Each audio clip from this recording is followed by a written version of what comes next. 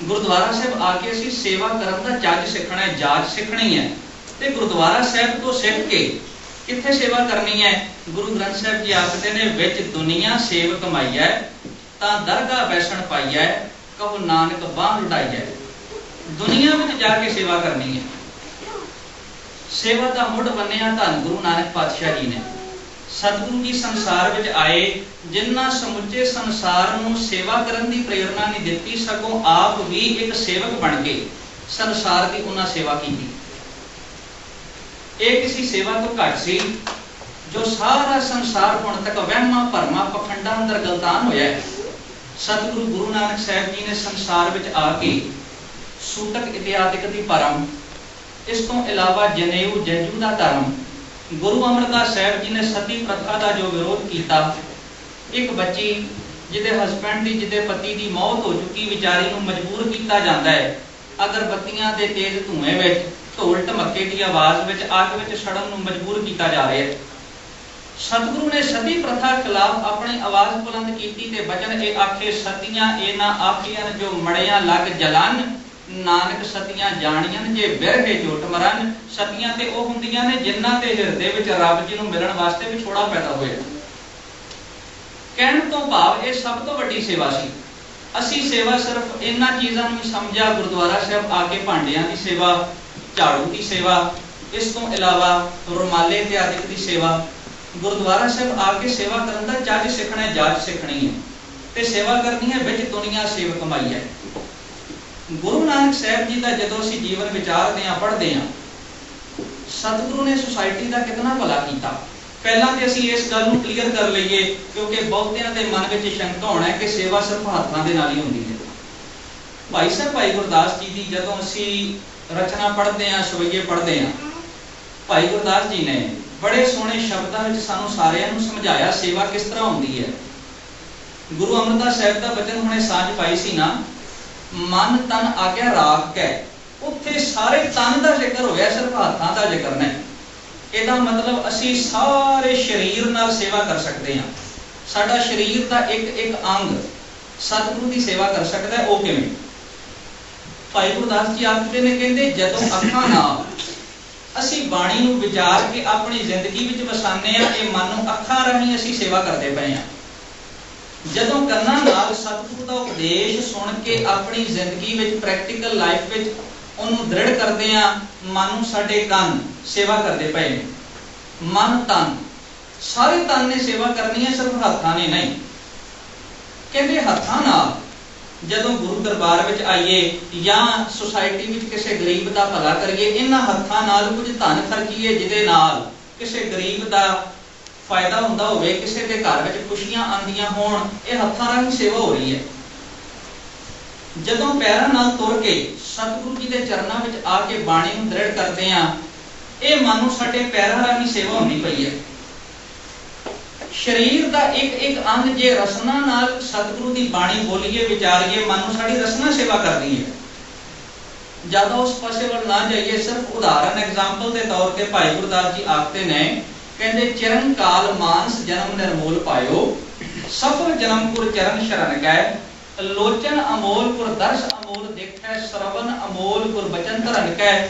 श्रवण आखदे ने कन्नां नूं, साडे कन भी सेवा कर सकते ने, हाथ भी सेवा कर सकते ने, पैर भी सेवा कर सकते ने, साडी रसना साडी जुबान भी सेवा कर सकती है।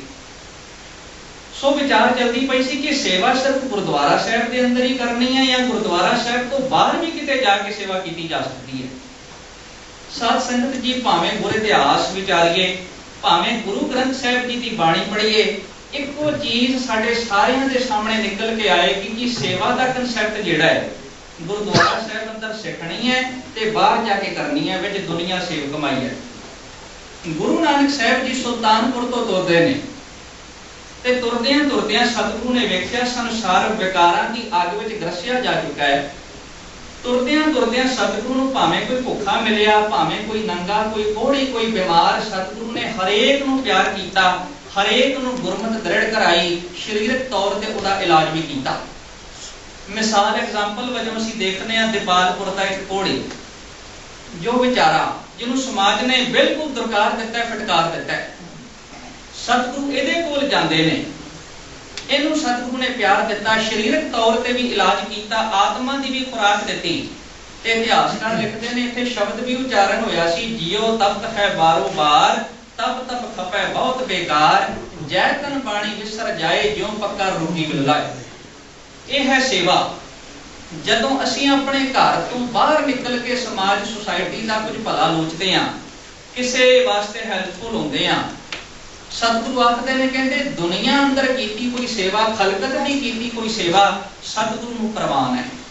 ਸਾ ਸੇਵਾ ਕੀਤੀ ਸਫਲ ਹੈ ਜਿਤ ਸਤਿਗੁਰੂ का मन ਮੰਨੇ। ਸੇਵਾ ਉਹ ਕਰਨੀ ਹੈ ਜਿਹਦੇ ਨਾਲ ਸਤਿਗੁਰੂ ਜੀ ਖੁਸ਼ ਹੋਣ।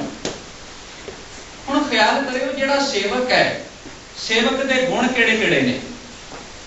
ਗੁਰੂ ਗ੍ਰੰਥ ਸਾਹਿਬ ਜੀ ਦੀ ਬਾਣੀ ਅੰਦਰ ਜਦੋਂ ਅਸੀਂ ਪੜ੍ਹਦੇ ਹਾਂ, ਸਤਿਗੁਰੂ ਨੇ ਸੰਤ ਦੀ ਪਰਿਭਾਸ਼ਾ, ਡੈਫੀਨੇਸ਼ਨ ਵੀ ਬੜੀ ਕਲੀਅਰਲੀ ਮੈਂਸ਼ਨ ਕੀਤੀ ਕਿ ਸੰਤ ਕਿਹਨੂੰ ਆਖਦੇ ਨੇ। ਸੇਵਕ ਦੇ ਅੰਦਰ ਕਿਹੜੇ ਕਿਹੜੇ ਗੁਣ ਹੋਣੇ ਚਾਹੀਦੇ ਨੇ ਕਿ ਉਸ ਸੇਵਕ ਦੀ ਕੀਤੀ ਕੋਈ ਸੇਵਾ ਸਫਲੀ ਹੈ।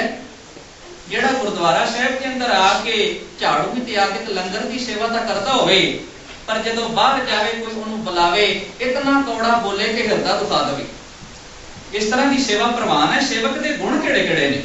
ਸੇਵਕ ਦੀ ਜੋ ਕੁਆਲਿਟੀਜ਼ ਹੁੰਦੀਆਂ ਨੇ ਉਹ ਕਿਹੜੀਆਂ ਕਿਹੜੀਆਂ ਨੇ? ਜਦੋਂ ਅਸੀਂ ਗੁਰੂ ਗ੍ਰੰਥ ਸਾਹਿਬ ਦੀ ਬਾਣੀ ਵਿਚਾਰਦੇ ਹਾਂ, ਸਤਿਗੁਰੂ ਨੇ ਸੰਤ ਦੀਆਂ ਪੂਰੀਆਂ 6 ਨਿਸ਼ਾਨੀਆਂ ਦੱਸੀਆਂ ਸ਼ਲੋਕ ਸਹਿਸਕ੍ਰਿਤੀ ਵਿੱਚ। ਆਪਾਂ ਉਸ ਪਾਸੇ ਵੱਲ ਨਹੀਂ ਜਾਣਾ, ਸਿਰਫ ਉਦਾਹਰਨ ਦੇ ਤੌਰ ਤੇ ਜੇ ਸਤਿਗੁਰੂ ਨੇ ਸੰਤ ਦੇ ਗੁਣ ਦੱਸੇ ਤੇ ਕਹਿ ਦਿੱਤਾ, ਮੰਤਰੰ ਰਾਮ ਰਾਮ ਨਾਮਕ ਧਿਆਨੰ ਸਰਬਤਰ ਪੂਰਨ, ਗਿਆਨੰ ਸਮ ਦੁਖ ਸੁਖੰ ਜੁਗਤ ਨਿਰਮਲ ਨਿਰਵੈਰਣ, ਪੂਰੀਆਂ 6 ਨਿਸ਼ਾਨੀਆਂ ਦੱਸ ਦਿੱਤੀਆਂ। ਸਤਿਗੁਰੂ ਨੇ ਜਿੱਥੇ ਸੰਤ ਦੀਆਂ 6 ਨਿਸ਼ਾਨੀਆਂ ਦੱਸੀਆਂ, ਉੱਥੇ ਸੇਵਕ ਦੇ ਵੀ ਕੁਝ ਲੱਛਣ, ਕੁਝ ਨਿਸ਼ਾਨੀਆਂ ਬਾਣੀ ਅੰਦਰ ਬੜੇ ਸੁਚੱਜੇ ਢੰਗ ਨਾਲ ਦੱਸੇ, ਬਿਆਨ ਕੀਤੇ। ਸਤਿਗੁਰੂ ਆਖਦੇ, ਕਹਿੰਦੇ ਸੇਵਕ ਤਾਂ ਉਹ ਹੁੰਦਾ ਹੈ ਜਿਹੜਾ ਗੁਰ ਕੈ ਗ੍ਰਹਿ ਸੇਵਕ ਜੋ ਰਹੈ, ਗੁਰ ਕੀ ਆਗਿਆ ਮਨ ਮੈਂ ਸਹੈ, ਆਪਸ ਕਉ ਕਰ ਕਛ ਨਾ ਜਨਾਵੈ। ਪਹਿਲੀ ਨਿਸ਼ਾਨੀ ਹੈ ਸਤਿਗੁਰੂ ਦੇ ਬਚਨਾਂ ਨੂੰ, ਹੁਕਮਾਂ ਨੂੰ ਖਿੜੇ ਮੱਥੇ ਪ੍ਰਵਾਨ ਕਰਨਾ। ਸਤਿਗੁਰੂ ਕਹਿ ਕੀ ਰਹੇ ਨੇ? ਆਪਸ ਕਉ ਕਰ ਕਛ ਨਾ ਜਨਾਵੈ। ਉਹਦੀ ਜ਼ਿੰਦਗੀ ਵਿੱਚ ਹੰਕਾਰ ਨਾ ਹੋਵੇ, ਕੌੜਾ ਨਾ ਬੋਲਦਾ ਹੋਵੇ। ਆਪਸ ਕਉ ਕਰ ਕਛ ਨਾ ਜਨਾਵੈ, ਹਰ ਹਰ ਨਾਮ ਹਿਰਦੈ ਸਤ ਧਿਆਵੈ। ਉਹਦਾ ਹਿਰਦਾ ਰੱਬ ਜੀ ਦੇ ਗੁਣਾਂ ਨੂੰ ਗਾਉਂਦਾ ਹੋਵੇ। ਤੇ ਸਭ ਤੋਂ ਵੱਡੀ ਨਿਸ਼ਾਨੀ, ਉਹ ਆਪਣੇ ਮਨ ਦੀ ਮਰਜ਼ੀ ਨਾ ਕਰੇ, ਮਨ ਵੇਚੈ ਸਤਿਗੁਰ ਕੈ ਪਾਸ, ਇਸ ਸੇਵਕ ਕੇ ਕਾਰਜ ਰਾਸ। ਸੇਵਕ ਉਹੀ ਹੈ, ਉਹੀ ਸੇਵਕ ਸਤਿਗੁਰੂ ਦੇ ਚਰਨਾਂ ਵਿੱਚ ਪ੍ਰਵਾਨ ਹੋ ਸਕਦਾ ਹੈ ਜੋ ਆਪਣਾ ਮਨ ਸਤਿਗੁਰੂ ਦੇ ਚਰਨਾਂ ਵਿੱਚ ਅਰਪਣ ਕਰਦਾ ਹੈ। ਆਪਣੀ ਵਿਚਾਰਧਾਰਾ, ਆਪਣੀ ਜ਼ਿੰਦਗੀ ਦੀ ਵਿਚਾਰ, ਆਪਣੀ ਮਤ ਸਤਿਗੁਰੂ ਦੇ ਅੱਗੇ ਰੱਖਦੇ। ਗੁਰੂ ਨਾਨਕ ਸਾਹਿਬ ਜੀ ਸੰਸਾਰ ਵਿੱਚ ਸੇਵਾ ਕਰ ਰਹੇ ਨੇ। ਸੁਲਤਾਨਪੁਰ ਤੋਂ ਹੁੰਦੇ ਆ ਜਦੋਂ ਸਤਿਗੁਰੂ ਨੇ ਵੇਖਿਆ, ਬਾਬਾ ਦੇਖਿਆ ਧਿਆਨ ਧਰ ਜਲਤੀ ਸਭ ਪ੍ਰਥਮੀ ਦਿਸ ਆਏ, ਸਾਰਾ ਸੰਸਾਰ ਵਿਕਾਰਾਂ ਦੀ ਅੱਗ ਵਿੱਚ ਛੜਦਾ ਪਿਆ। ਤੇ ਸਤਿਗੁਰੂ ਰਸਤੇ ਵਿੱਚ ਭਾਵੇਂ ਕੋਈ ਭੁੱਖਾ ਨੰਗਾ ਕੋੜੀ ਗਰੀਬ ਮਿਲਿਆ, ਹਰੇਕ ਨੂੰ ਸਤਿਗੁਰੂ ਨੇ ਗਲਵਕੜੀ ਵਿੱਚ ਪਾਇਆ, ਉਹਨਾਂ ਨੂੰ ਪਿਆਰ ਕੀਤਾ। ਜਿੱਥੇ ਸਤਿਗੁਰੂ ਨੇ ਸਰੀਰਕ ਤੌਰ ਤੇ ਉਹਨਾਂ ਦਾ ਇਲਾਜ ਕੀਤਾ। ਵੇਖੋ ਨਾ, ਗੁਰੂ ਅਰਜਨ ਪਾਤਸ਼ਾਹ ਨਾਲ ਮਾਤਾ ਗੰਗਾ ਜੀ ਜਿੱਥੇ ਸੰਗਤ ਵਿੱਚ ਬੈਠ ਕੇ ਬਾਣੀ ਦਾ ਉਪਦੇਸ਼ ਦ੍ਰਿੜ ਕਰਾ ਰਹੇ ਨੇ, ਨਾਲ ਨਾਲ ਤਰਨ ਤਾਰਨ ਸਾਹਿਬ ਦੀ ਧਰਤੀ ਜਿੱਥੇ ਸਤਿਗੁਰੂ ਨੇ ਇੱਕ ਬੜਾ ਵੱਡਾ ਉਸ ਸਮੇਂ ਦਾ ਹਸਪੀਟਲ ਕੋੜ ਦੇ ਜਿਹੜੇ ਰੋਗੀ ਸਨ ਉਹਨਾਂ ਵਾਸਤੇ ਖੋਲਿਆ। ਮਾਤਾ ਗੰਗਾ ਜੀ ਗੁਰੂ ਅਰਜਨ ਪਾਤਸ਼ਾਹ ਜੀ ਦੇ ਨਾਲ ਸਵੇਰ ਵੇਲੇ ਆਸਾ ਕੀ ਵਾਰ ਦਾ ਕੀਰਤਨ ਹੋ ਰਿਹਾ ਹੈ, ਬਾਣੀ ਗਾਈ ਜਾ ਰਹੀ ਹੈ, ਸ਼ਬਦ ਦੀ ਵਿਚਾਰ ਹੁੰਦੀ ਹੈ। ਤੇ ਦੁਪਹਿਰ ਵੇਲੇ ਗੁਰੂ ਅਰਜਨ ਸਾਹਿਬ ਤੇ ਮਾਤਾ ਗੰਗਾ ਜੀ ਇਹਨਾਂ ਬਿਮਾਰਾਂ ਦੀ ਸੰਭਾਲ ਕਰਦੇ ਨੇ, ਇਹਨਾਂ ਦਾ ਇਲਾਜ ਕਰਦੇ ਨੇ। ਵਿੱਚ ਦੁਨੀਆ ਸੇਵ ਕਮਾਈਐ, ਤਾਂ ਦਰਗਾਹ ਬੈਸਣ ਪਾਈਐ, ਕਹੂੰ ਨਾਨਕ ਬਾਂਹ ਲੁਟਾਈਐ। ਗੁਰੂ ਨਾਨਕ ਪਾਤਸ਼ਾਹ ਨੂੰ ਭਾਵੇਂ ਉਹ ਕੋੜੀ ਮਿਲਿਆ, ਉਹਦੇ ਘਰ ਵਿੱਚ ਰਹੇ ਜਿੱਥੇ ਸਰੀਰਕ ਤੌਰ ਤੇ ਇਲਾਜ ਕੀਤਾ, ਆਤਮਾ ਦੀ ਖੁਰਾਕ ਵੀ ਦਿੱਤੀ, ਸ਼ਬਦ ਵੀ ਉੱਥੇ ਆਖੇ, ਜੀਉ ਤਪਤ ਹੈ ਬਾਰੋ ਬਾਰ, ਤਪ ਤਪ ਖਪੈ ਬਹੁਤ ਬੇਕਾਰ। ਹੁਣ ਅਸੀਂ ਕਿਸੇ ਦੂਸਰੇ ਵੱਲ ਉਂਗਲ ਨਾ ਉਠਾਈਏ, ਆਪਣੀ ਇੰਟਰੋਸਪੈਕਸ਼ਨ ਕਰਕੇ ਦੇਖੀਏ, ਆਪਣੇ ਹਿਰਦੇ ਵੱਲ ਝਾਤ ਮਾਰੀਏ ਕਿ ਜੇ ਮੈਂ ਗੁਰੂ ਨਾਨਕ ਦਾ ਸਿੱਖ ਹਾਂ, ਮੈਂ ਇਸ ਤਰ੍ਹਾਂ ਦੀ ਸੇਵਾ ਕਰਦਾ ਪਿਆ, ਸਾਰੀ ਜ਼ਿੰਦਗੀ ਹੋ ਗਈ ਮੈਂ ਗੁਰਦੁਆਰਾ ਸਾਹਿਬ ਦੇ ਅੰਦਰ ਹੀ ਸੇਵਾ ਕੀਤੀ, ਇੱਥੇ ਆ ਕੇ ਤਾਂ ਮੈਂ ਸੇਵਾ ਸਿੱਖਣੀ ਸੀ। ਭਾਂਡਿਆਂ ਦੀ ਸੇਵਾ, ਲੰਗਰ ਦੀ ਸੇਵਾ, ਸਿੱਖ ਰਹਿਤ ਮਰਿਆਦਾ ਆਖਦੀ ਹੈ। ਹੁਣੇ ਵਿਚਾਰਾਂ ਦੀ ਸਾਂਝ ਪਾਈ ਕਿ ਗੁਰਦੁਆਰਾ ਸਾਹਿਬ ਇੱਥੇ ਆ ਕੇ ਸੇਵਾ ਨਮੂਨੇ ਮਾਤਰ ਸਿੱਖੀ ਜਾ ਸਕਦੀ ਹੈ ਤੇ ਸੇਵਾ ਕਰਨੀ ਹੈ ਵਿੱਚ ਦੁਨੀਆ ਸੇਵ ਕਮਾਈ ਹੈ। ਜਦੋਂ ਤੱਕ ਅਸੀਂ ਸੰਸਾਰ ਦਾ ਪਰਉਪਕਾਰ ਨਹੀਂ ਕਰਦੇ, ਕੋਈ ਸਾਡੇ ਨਾਲ ਗੱਲ ਕਰੇ ਅਸੀਂ ਕੌੜਾ ਜਵਾਬ ਦਈਏ ਤੇ ਗੁਰੂ ਦਰਬਾਰ ਵਿੱਚ ਆ ਕੇ ਸੇਵਾ ਕਰੀਏ, ਸਤਿਗੁਰੂ ਆਖਦੇ ਇਸ ਤਰ੍ਹਾਂ ਦੀ ਸੇਵਾ ਪ੍ਰਵਾਨ ਨਹੀਂ ਹੋ ਸਕਦੀ।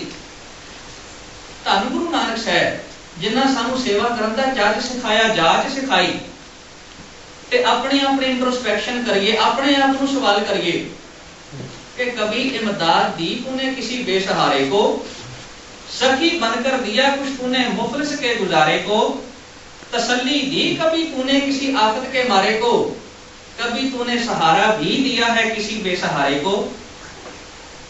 आज जिथे सरकारी हस्पताल, गवर्नमेंट हॉस्पिटल इंडिया में बहुत सारे खुले हुए ने, जिथे जाके अमीर गरीब नहीं देखा जाता, जेड़ा आंदा उहदी छिल उतारी जाती है।